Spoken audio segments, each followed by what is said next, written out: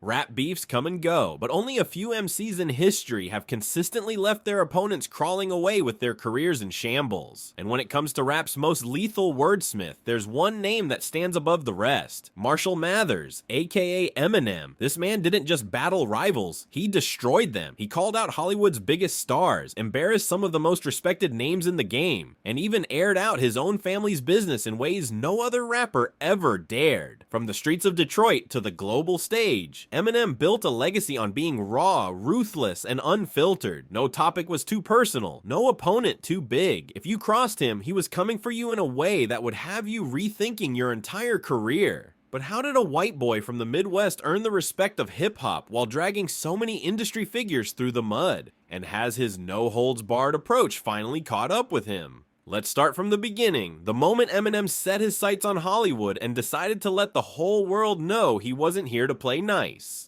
Rap has always been about storytelling, and Eminem, he told his stories like a man who had nothing to lose. He wasn't just calling out fellow rappers, he was taking shots at Hollywood, the pop industry, and anyone else who rubbed him the wrong way. Now, if you've been listening to hip-hop long enough, you know diss tracks aren't new, but Eminem had a way of mocking people that went beyond just bars. He wasn't just dropping names, he was imitating them, humiliating them, and making entire music videos dedicated to clowning them. Take Michael Jackson, for example. Now, MJ was already dealing with enough public scrutiny, but when Eminem dropped Just Lose It, he turned it into a whole spectacle. The song didn't just make fun of Michael's legal troubles, it went in on his plastic surgeries, the child abuse allegations, and even that infamous moment when his hair caught fire during a Pepsi commercial. Now, let's be real, Michael wasn't about to sit back and let that slide. He publicly condemned the song, got the video pulled from BET, and even called for Eminem to apologize. But did M back down? Not at all. If anything, it made him double down on his approach. Hollywood wasn't untouchable in his eyes, and MJ wasn't the only one. Eminem came after Mariah Carey, claiming they had a relationship that she denied. He put her all over his music, threw jabs at her in interviews, and when she dropped her little diss track Obsessed, M hit back with The Warning, a song that sounded less like a diss track and more like a threat. Then there was Christina Aguilera. See, back when Eminem was first blowing up, Christina made the mistake of mentioning his personal life on MTV, exposing that he was married. And what did Eminem do? He put her on blast in The Real Slim Shady, accusing her of being involved with multiple industry dudes. Now, most people in the entertainment business would have taken this as just hip-hop theatrics, but with Eminem, these weren't just lyrics. He meant every word. Will Smith. Eminem mocked him for being too clean and made it clear that he had no interest in rapping without cursing. Moby. Eminem straight up called him too old for the game and clowned him at the VMAs. Fred Durst from Limp Bizkit. One minute they were cool, the next minute M was ready to swing on him. But here's the thing, while these Hollywood figures were out here fuming over lyrics, they didn't have to see Eminem in a rap battle. The rappers he went to war with, they had it much, much worse. Because if there's one rule in hip-hop, it's this: if you come for Eminem, you better be ready for war. It's one thing to diss Hollywood stars and rap rivals, but Eminem, he didn't stop there. He had no problem going after his own blood if he felt like they had betrayed him. And unlike his celebrity disses, which were often playful or exaggerated, his family-related tracks, those came from a dark, very real place. From his mother to his ex-wife and even his own daughter's mother, Eminem aired out all his family drama on record, giving fans a front row seat to some of the most painful and messy moments of his life. And if you've ever listened to his music, you know, it wasn't just anger, it was hurt, resentment, and years of bottled up trauma exploding in his verses. Now, most rappers spit a few lines about their rough childhood, but Eminem took it to a whole other level. From the beginning, he made it crystal clear his relationship with his mother, Debbie Mathers, was not a loving one. In songs like Cleaning Out My Closet, he accused her of being neglectful, controlling, and even abusive. He claimed she fed him prescription drugs as a child. He accused her of being more concerned about lawsuits than his well-being. He painted a picture of a mother who was toxic, manipulative, and selfish. And Debbie, she wasn't about to sit back and take it. She hit back the only way she knew how, with a lawsuit. She took her own son to court, suing him for $10 million over defamation. But here's the wild part. She only won $25,000. Imagine that. You sue for millions and the court basically tells you, yeah, you were done wrong, but not that wrong. For years, their relationship stayed broken, with Eminem doubling down on his claims. But in 2013, after years of bitterness, he finally extended an olive branch.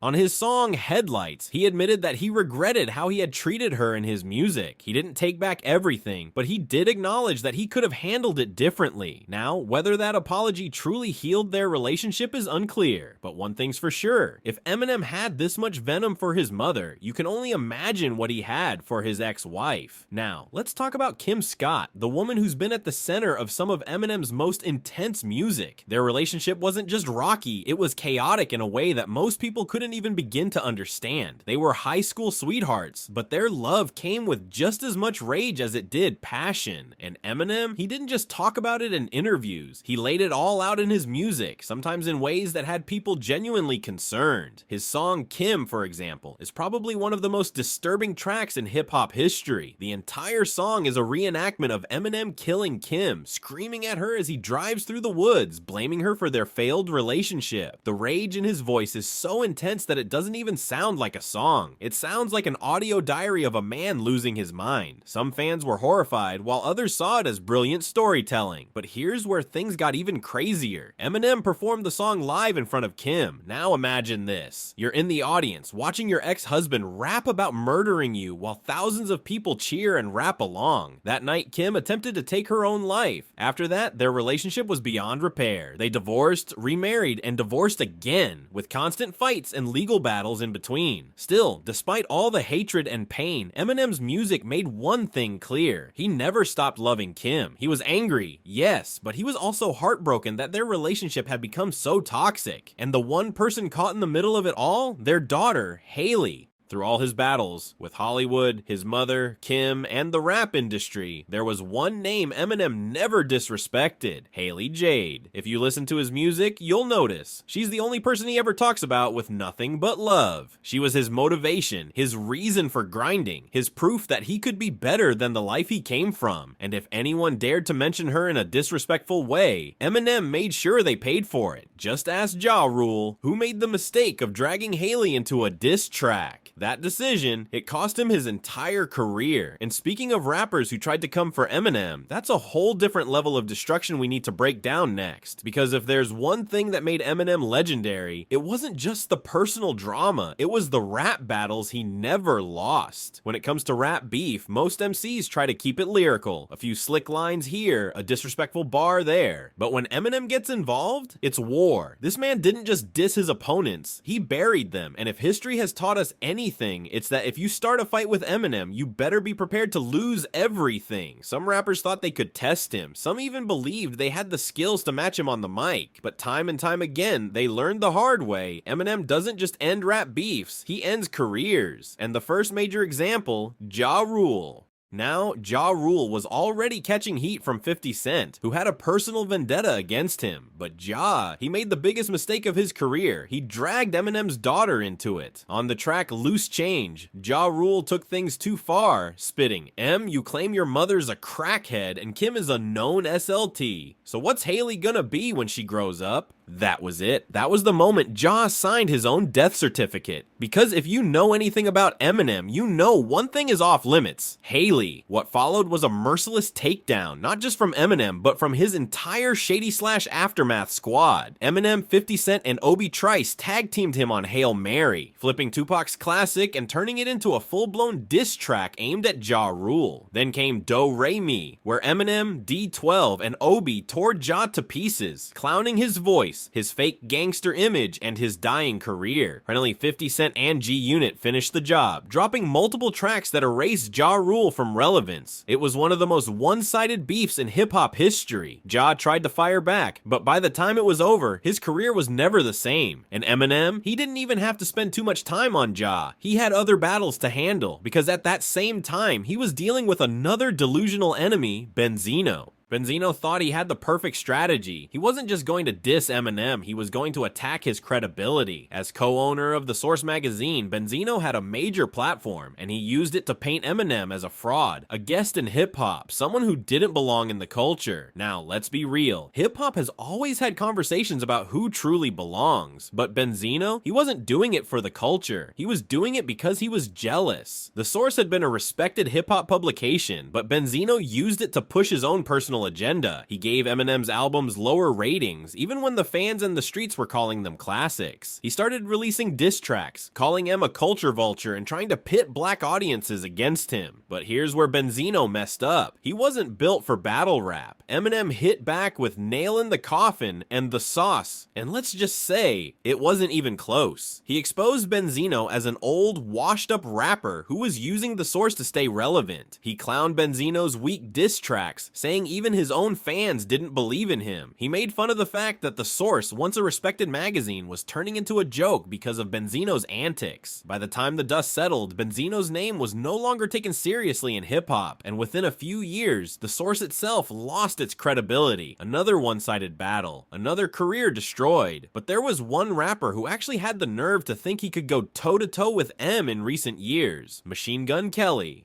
MGK should have known better. All he had to do was stay in his lane, keep making music, and avoid making the same mistake as Ja Rule. But nah, he thought it was a good idea to talk about Haley. And just like with Ja, Eminem wasn't about to let that slide. It all started when MGK called Eminem's daughter hot in a tweet back in 2012. Now, Eminem never forgets. And when MGK kept throwing little jabs years later, M finally snapped back on Not Alike from Kamikaze. MGK thought he could get ahead of the storm and dropped Rap Devil, a diss track that actually got some buzz. People were saying, damn, maybe MGK has a chance. But then, Eminem dropped Kill Shot and it was over. He mocked MGK's entire image, clowning him for being a wannabe tough guy. He pointed out that MGK was just using the beef for clout, knowing he needed it to stay relevant. He called him out for taking 6 years to respond, making it clear that MGK was never a real threat. And just like that, MGK's rap career was done. Now, I don't mean MGK disappeared. Nah, he's still making music, but not as a rapper. After that battle, MGK completely switched genres, moving to pop punk and rock. He went from rap battles to painting his nails and singing with guitars. Eminem didn't just win, he made MGK quit rap entirely. And that's the thing about Eminem, his battles aren't just about winning, he makes sure you can't even show your face in the same arena anymore.